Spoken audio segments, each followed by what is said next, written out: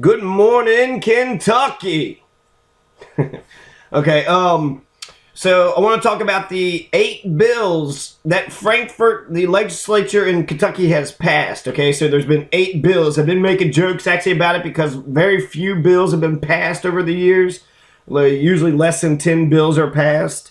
And so I was like, oh, is there only going to be 1 or 2? And I think that there was going to be less than 10 that were passed. But so far they got 8 that's passed, and they still have another week left to pass some more. So let's talk about these 8 bills. Let's talk about the 8 bills that have passed. First, I got this thing up here. The deadline has passed to enter a bill into the system, and so far there's 752 bills. 752 bills. There's no way that each one of those legislators actually read every single one of those bills, right? They go through committees, and then, politics, they can kill a bill in a committee. And so 752 bills were entered. So that's remarkable, right? You would think out of 752 bills, we might get maybe 20. Maybe we'll get 20 bills passed. I'm not in favor or against passing laws. You want good laws, right? So that's what you want. So 752 bills have been passed, and 8 has been entered into the system, and 8 of them have been passed by the legislature, but they haven't been signed into law yet. Okay, so Steve Brashear still needs to perform the arduous task of signing his name on the bill, because that's pretty much the power of the governor. Is that he's got a lot of power, okay? Because once he puts his name on it, it becomes law. And the governor of Kentucky is a strong governor position. They have a ton of power. They're the commander-in-chief. They can control all the departments and the appointments and, the state of the state. They can dictate the agenda and what the big issues they want to pass. So he still has to sign these bills into law. But so far, these are the bills. Now, the first bill that they had passed was the AT&T bill. I've already talked a little bit about this, but the AT&T bill, this is ridiculous. House Bill 152, an act related to telecommunications. This is the deregulation bill for AT&T. AT&T puts a lot of money into these political campaigns. They put a lot of money into lobbyists, and then they got what they wanted. And this is good for the AT&T monopoly, bad for poor people. It goes against landlines because they are the option, because AT&T is the biggest phone company.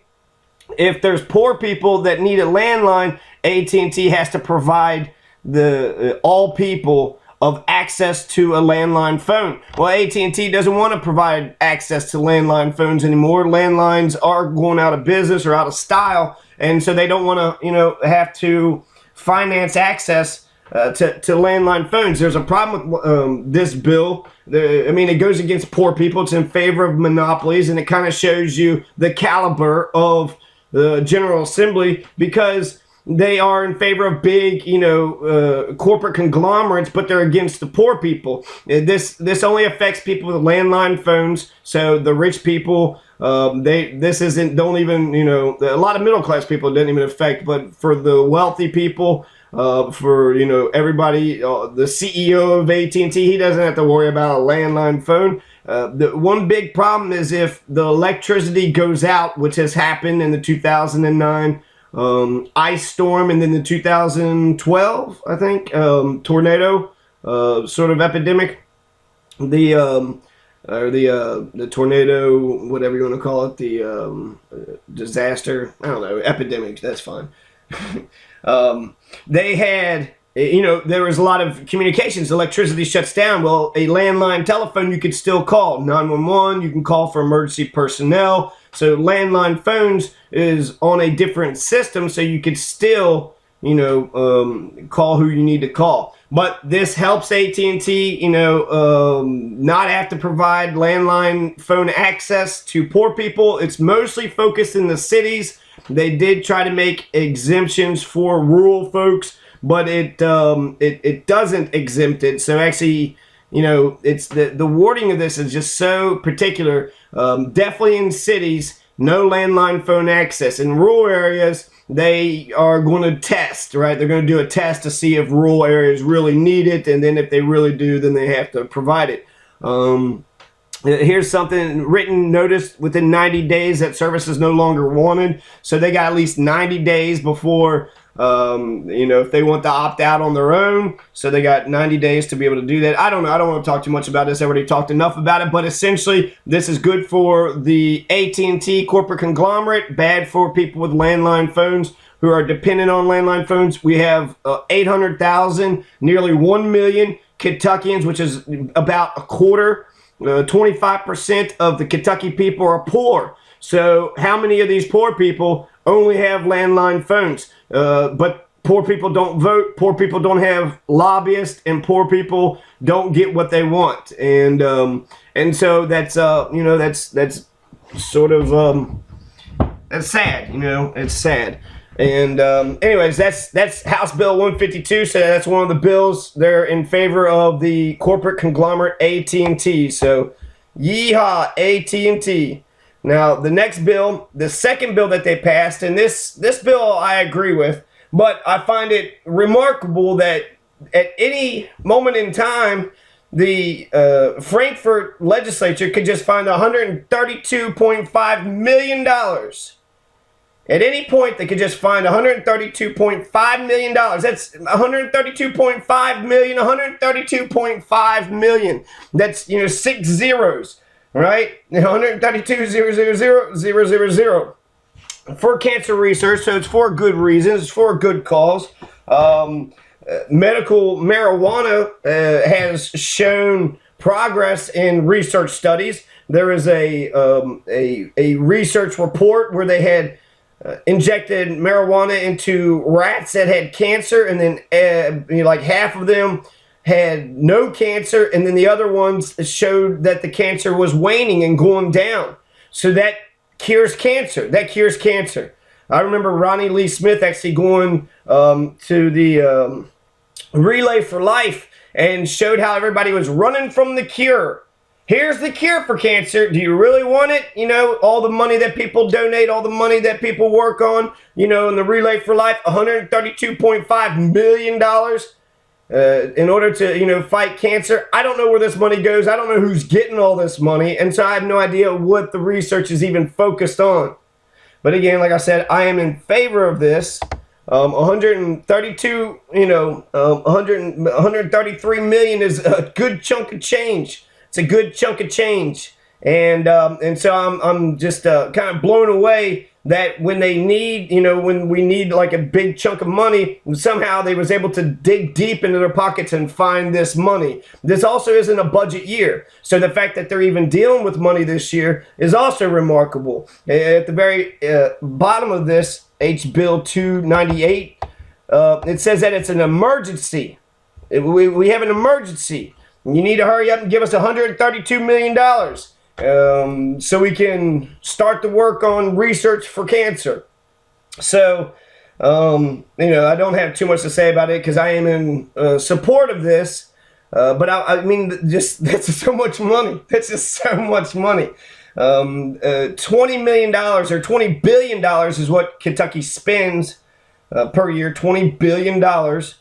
And so, 133 million is kind of a drop in the bucket, but not really. I mean, that's like 1/10 of a billion. So 20 billion, 1/10, I don't know. So it's a good chunk of change. It's good for a good cause. I guess there is one more thing I want to mention about it. It goes to UK for construction of a research building at UK. So that's great for UK. Well, what about Moorhead? What about Eastern Kentucky, Western Kentucky? What about NKU and Kentucky State and U of L? What about all these other colleges? How come UK gets $132 million at the drop of a hat when they want to? And what about all these other universities? U of L is also, they're working at least on being a premier research university. So I find this remarkable. Just a couple notes. I'm in support of it, like I said, but it's just interesting how the process works.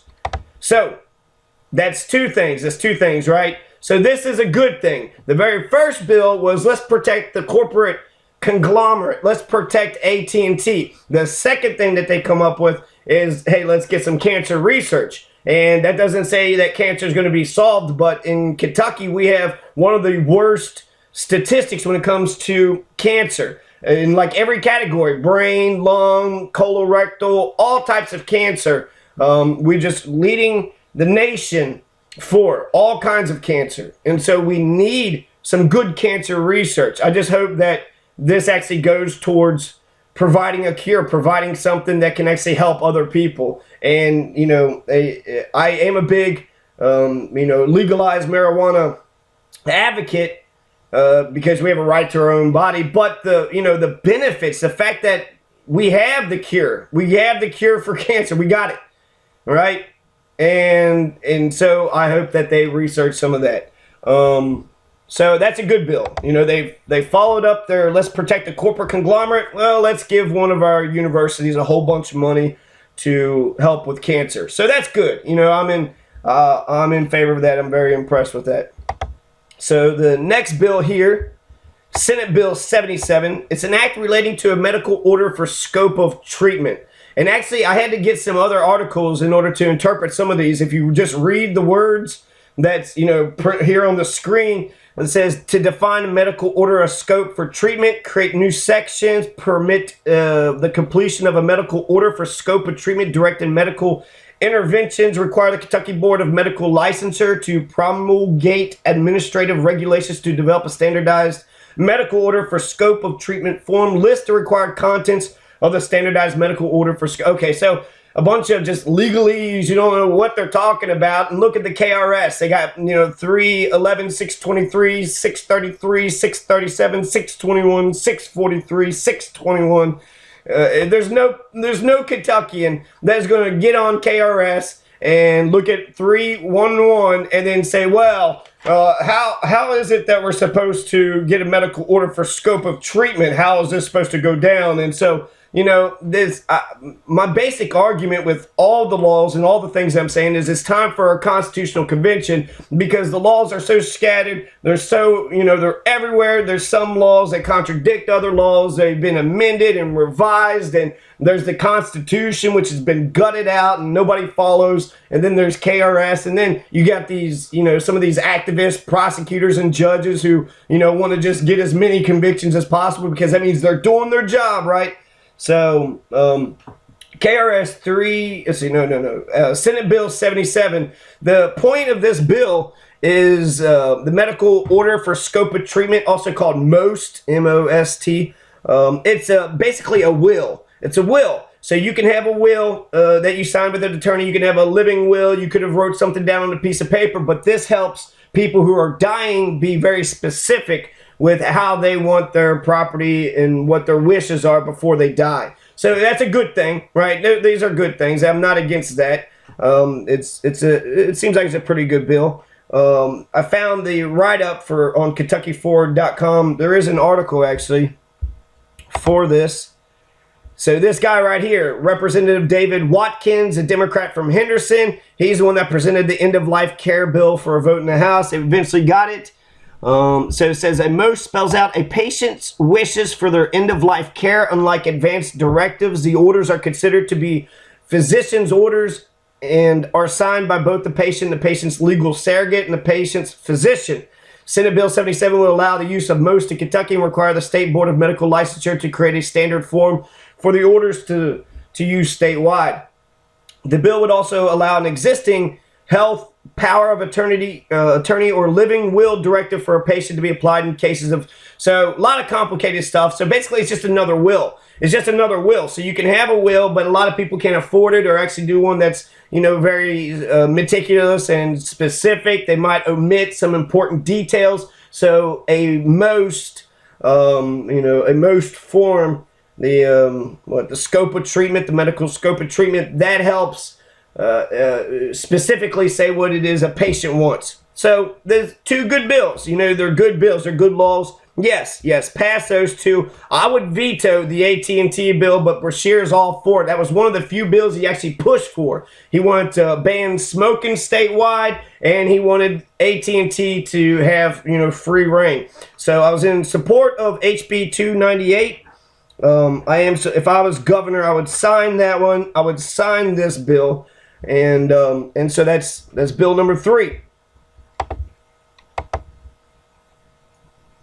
So there's 5 more bills, okay? So overall, let's see, there's SCR 108, Rare Disease Day, H Bill 168, the malt beverages. They talked about malt beverages, but it's actually a huge deal. You got microbrewers versus Anheuser-Busch and the Teamsters. It's actually really complicated, but I think I like how they Greg Stumbo's a very talented man, very intelligent man, and he's been in there forever. So Greg Stumbo actually helped spearhead that bill. So there's the malt beverages bill, HB 168. They defined what a stroke is in HB or Senate Bill 10. Senate Bill 55 allows game meat to be distributed freely. So if I go out here and shoot a deer and it's dressed properly and cut and distributed and there's no diseases, then I can go ahead and give it to somebody who needs it for free. I can donate it to nonprofits, and they're able to give it out to people who need it or for whatever reasons, that they have it. I don't know if they're feeding the homeless or if they're like feeding a bunch of, I don't know, $1,000 plate dinners or what it actually goes towards. But that bill was passed by the legislature, not signed yet. And then Senate Bill 61, they removed the barriers to colorectal cancer screening. Senate Bill 77, scope of treatment. UK research AT&T bill. So that's all the bills. I just want to give an overview because I'm just going to cut this at 30 minutes. Once it gets to 30 minutes, I'm going to cut it off. And then if I have more to say, then I'll just do another one. I don't want to be too long-winded. But if I have to explain, if I got to talk about what it is that I need to talk about, then I got to talk about it, So that's... Those are 3 bills. Now, the 4th bill that we have here is an act related to removing barriers to colorectal cancer screening. And that's this is very simple, straightforward, and it's exactly what you see here. So Kentucky is number 1 for colon cancer, and so they want to remove the barriers to the colorectal cancer screening.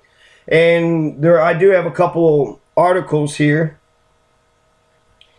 We're number 1 for colon cancer, right, in the entire United States. Now, this is a preventive measure. So there is it's a preventive measure. So it's a fecal test. Somehow there's something about like the insurance companies, they'll pay for these really expensive colorectal examinations, but there's a fecal exam that I guess the doctor just looks at your poop and then can tell if you got cancer, if there's blood in your poop, and then they go on to the next step, right? Well, oh my God, there's blood in your poop, well, let's see if you actually have it. And so I guess there's been an issue that insurance carriers have not been carrying on. They'll cover the fecal test, but they won't cover anything past it. And so here's Ralph Alvarado, Republican out of Winchester, who is a sponsor of the bill. He's the one that says that this is the reason. So if there's a fecal test to screen for colon cancer and then a follow-up colonoscopy is needed, then they're going to go ahead and cover it. So this is another good bill. So there's 3 good bills, okay? Senate Bill 61 would clarify that a fecal test to screen for colon cancer. I already mentioned that. Okay, Alvarado, who is a family physician, said the problem is that insurers often do not pay their share for follow-up colonoscopies if the blood is detected in preventive care fecal testing. He called that ironic because the same insurers will pay the more expensive and evasive colonoscopy if a patient opts out to not do the fecal test. So there's a cheaper way. Insurance companies aren't paid for the cheaper way, and so it doesn't make any sense at all. I think it's just insurance companies not wanting to pay for something that they don't have to pay for. Well, it's not written in law, so I don't have to pay for it. Well, now you do. So this is a good bill. This is Ralph Alvarado. It's a good bill. I applaud you, man. This was a good one. So basically the same stuff here. Senate Bill 61. So there's 3 bills I've liked so far. And hopefully, Steve Beshear will sign all 3 of those bills. Now we still have a week. We still have a week left of what of different laws could be passed. So far, we got 8. That's close to my 10 prediction. I predicted 10 bills, and Beshear still has to sign them, but I don't see both houses, Republican Senate and then the Democratic House, would have come to a consensus. It seems very unlikely that Steve Beshear would veto it, but he does have veto power. Actually, he's got line item veto, which is used for the budget, but I wonder if he could use it just for a law. I like this part of this bill, but I don't like this part, and just strike it out. He's got a ton of power. He has a ton of line item veto, line item, every sentence. Well, I'll accept this, but not this sentence here. Okay, I'll accept this whole bill, but this bill here, so let's take, for example, this bill. It says, apparently disease-free. So that's just, again, this is Senate Bill 55, the game meat bill. So you go out, you kill a squirrel, deer, a wildcat, a bird, a skunk, whatever. You kill some animal in the wild, you cut it up, you dress it, and it's properly field dressed and processed, and it looks apparently disease-free and unspoiled. So I don't know. There's no testing for it, right? You shoot a wild animal, and then you prepare it, and then you give it to other people. Apparently disease-free. So I think it's just you eyeball it, right? Is that disease-free? It sure looks like it to me. Okay, well, let's pass this. So that's apparently disease-free. Beshear could just cut that part out. No, don't even put that. That's just ridiculous. If you eyeball it and it looks okay, no, I want tests and studies done to it, and I want the FDA to make sure it's FDA approved. So there is actually a little backstory behind this. C.B. Embry Jr. and R. Webb are the sponsors for it. They just want to, the purpose of free meal distribution. There's an organization actually out here, and yeah, I learned this here about the colorectal. If they sign any laws, it doesn't become law until January 1st, 2016. So that gives people, 10 months to get ready. Get ready, here comes the new law. The new law is coming. So nothing goes into effect immediately.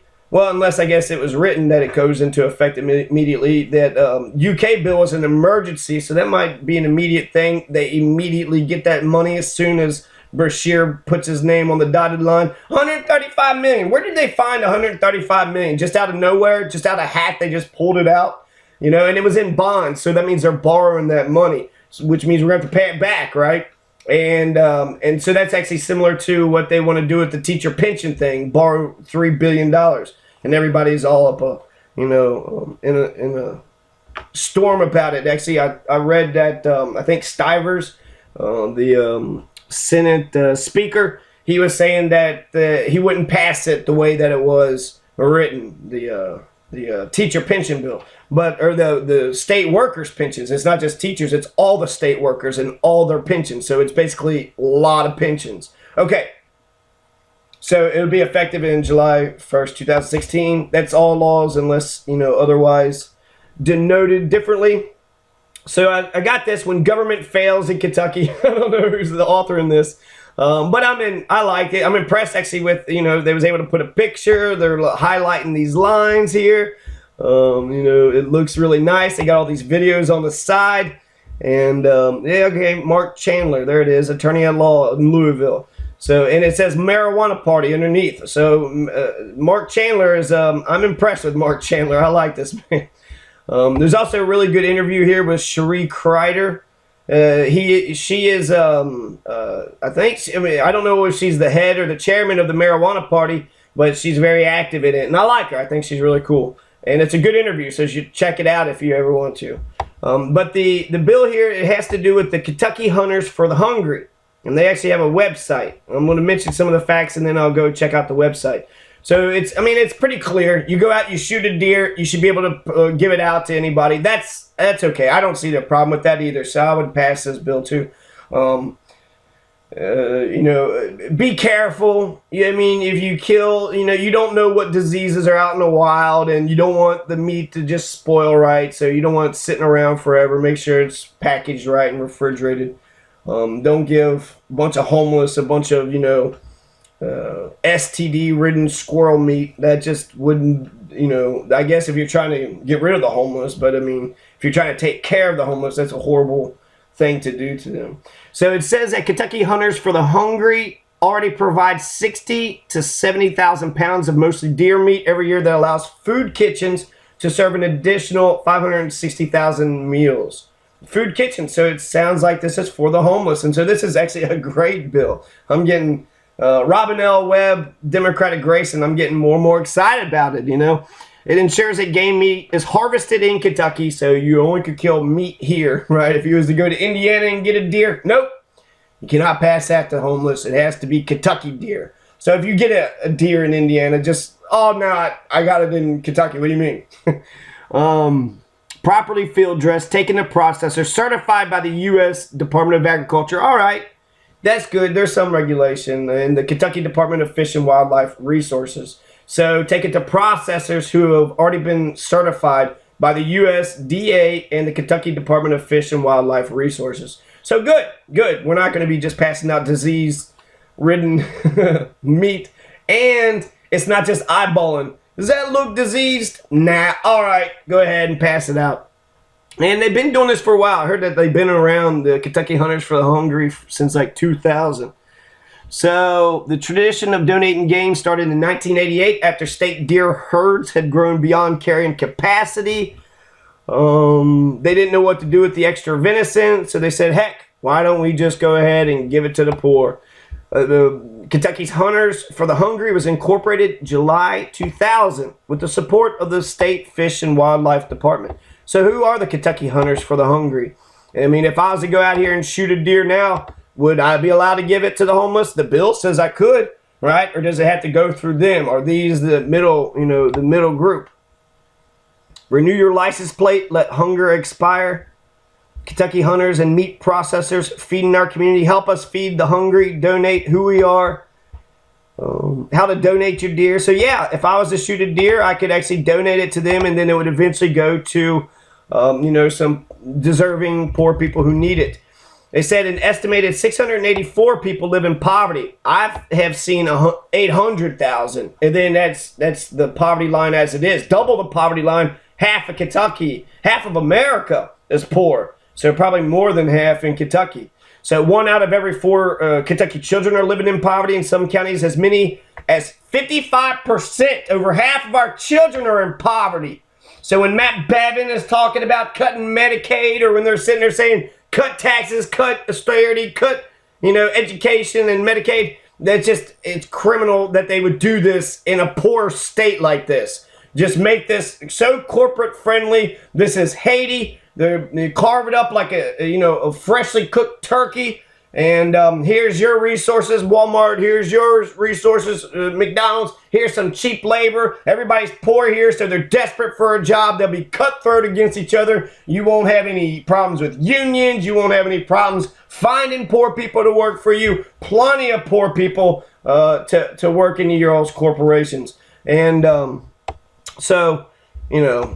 poverty, the class war. Yes, I'm very pissed off about the class war that's looming, that's coming to Kentucky. Jack Conway in the poll, the Harper's poll that came out, is losing to not just James Comer, but also Hal Heiner. Hal Heiner is beating Jack Conway, and so is James Comer. And Bevin and Will T is just right behind. In fact, a generic Republican will win and beat a generic Democrat. And guess who? There's no more generic Democrat than Jack D. Conway. Okay, so Kentucky ranks 5th in the nation for percentage of residents living in poverty. It's at 17%. So the history of them, I don't know who these people are. I don't know where the organization came from. It says included David Yancey, Commissioner Tom Bennett, Executive Director Brent Harold was hired, and the founding board of directors was elected. The charitable 501c3 organization grew during the initial season and processed a whole bunch of meat. So that's a little bit about who the hunters for the hungry are. How to donate your deer: use a legal buck or deer, a doe deer tag. The donated deer must be properly field dressed, recorded, telechecked before we can accept the deer as a donation. Handle the deer as if you're providing it for your own family. If the temperature is above 40 degrees at the time you harvest your deer, put 2 large bags of ice in the deer, 1 in the chest cavity and 1 in between the hind quarters.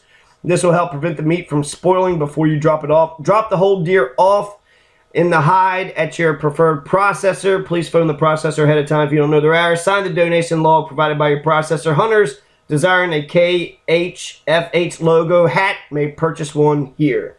So go ahead and give, you kill a deer and you want to donate it and buy a hat, you have an opportunity in order to do that. And it's 30-minute mark, so I'm going to come back and talk about the last 3 bills that Kentucky legislature has passed. So we've passed 8 bills. I mean, are we going to get to 20? There's a week left. Can we get to 20 bills? Can we do this? Let's find out. Okay.